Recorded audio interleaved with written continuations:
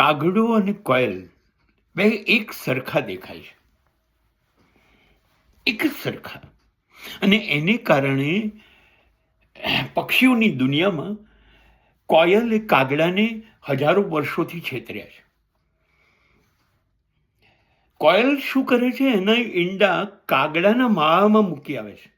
કાગડી એને સેવે છે અને બચ્ચા તો બોલી નથી શકતા, પણ મોટા થાય છે ને ઉડી જાય છે. આમ કોયલ ફરતી ફરે છે, ટવકા ગાતી ફરે છે ને એના બાળકોને કાગડો ઉછેરે.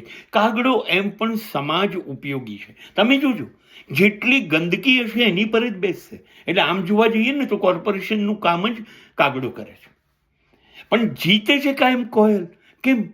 મીઠું બોલે છે, ટવકા કરે છે, એટલે લોકો એને સામે જવાબ આપે છે, સાંભળે છે. અને કાગડો કેટલું બધું કામ કરે. તમે વિચારો, આપણા શ્રાદ્ધ પક્ષની અંદર આપણા પૂર્વજોની માહિતી લઈ આવે છે, આપણું પુણ્ય કાર્ય કરી આપે છે, આટલું બધું કરે છે. પણ કાગડા જેવી કર્કશ બોલી હોવાને કારણે આપણે એને ઉડાડી મૂકીએ છીએ. બસ જિંદગીમાં આ જ છે. ગમે તેટલા ઉપયોગમાં આવો, પણ જો બોલી કડવી હશે તો લોકો ઉડાડી દેશે.